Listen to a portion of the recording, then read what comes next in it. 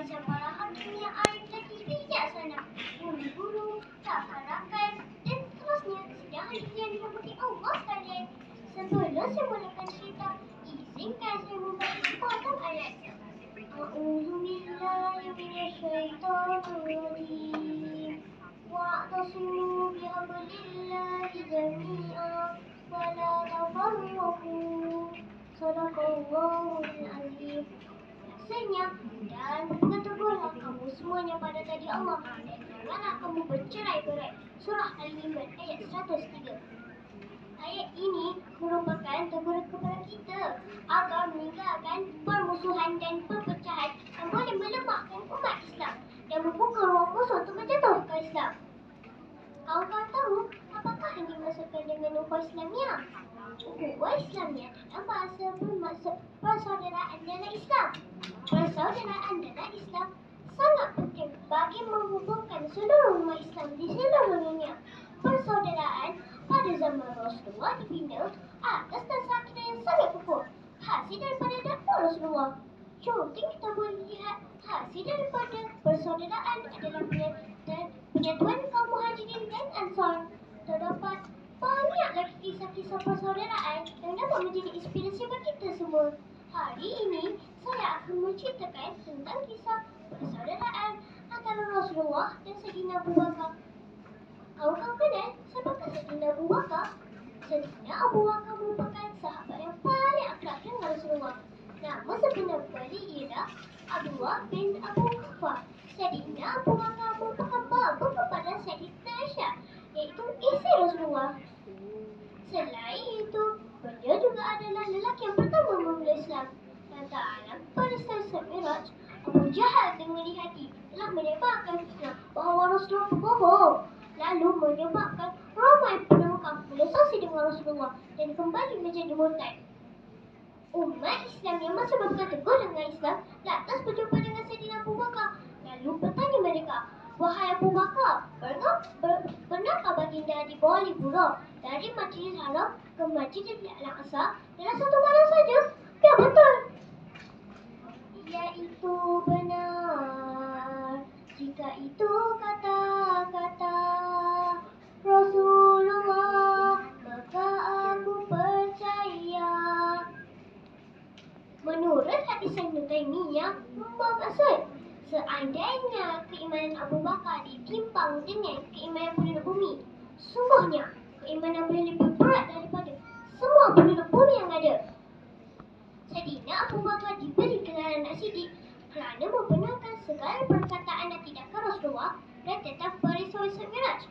Keimanan yang terhadap Islam sangat kukuh dan kuat menjadikan beliau antara sahabat yang paling disegani dan dihormati. Ya ayuhal asdiqah, kisah persaudaraan antara Rasulullah dan Sayyidina Abu Bakar sangat memberi inspirasi kepada seluruh umat Islam.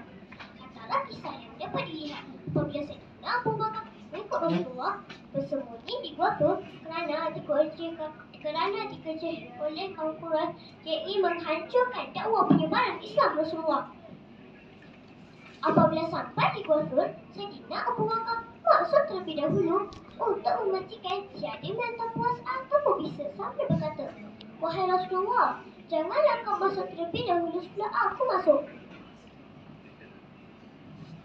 Sayyidina Abu Bakar mengalahkannya dan menyebabkan lubang-lubang yang ada di gua itu. Setelah yakin bahawa tiada benda berbahaya, Sayyidina Abu Bakar memanggil Rasulullah masuk ke dalam gua tersebut. Rasulullah masuk dan tidur lenyap di atas lipas Sayyidina Abu Bakar. Sedang Rasulullah tidur, tiba-tiba kaki Sayyidina Abu Bakar disengat dan terbisa. Dia menahan kesakitan dan tidak bergerak seinci pun kerana tidak mahu Rasulullah terjaga dari tidurnya. Akan tetapi, kesakitan yang dirasai sudah tidak dapat ditunggu lagi. Lantas air mata Sayyidina Abu Bakar jatuh ke atas muka Rasulullah yang sedang lenyap di atas limanya. Rasulullah terjaga dan bertanya, "Apakah yang berlaku, wahai Abu Bakar?" Sayyidina Abu Bakar menjawab, "Wahai Rasulullah, aku disengat dan terbisa." Terus Rasulullah meledah ke depan disengat dan hilang dalam sakitnya serta-merta dengan bantuan Allah. Hebatnya Sayyidina Abu Bakar, Masya Allah! Sanggup berjuang dan berkorban demi Rasulullah dan dakwah Islam. Marilah kita mengambil pengajaran Dengan menghayati pengorbanan yang dilakukan oleh Sayyidina Abu Bakar dalam kisah beliau bersama baginda Rasulullah Sallallahu Alaihi Wasallam. Sayyidina Abu Bakar, sahabat karib Rasulullah, sahabat pengasih dan penyayang ada ketika susah dan senang. Ya ayuhal asyiqa, yang lebihnya pada akhir zaman ini kita sedang berada dalam zaman perpecahan umat Islam seperti kata-kata Kapten Shah dalam filem Kilau. Kaum Melayu sampai bila-bila akan dijajah kerana mereka adalah kaum pemecah belah. Ukhuwah sesama manusia tidak lagi menjadi asas utama dalam perpaduan umat Islam. Ukhuwah Islamiyah sangat penting demi menegakkan syariat Islam. Kalau musuh mampu untuk bersatu menentang Islam, mengapa tidak kita?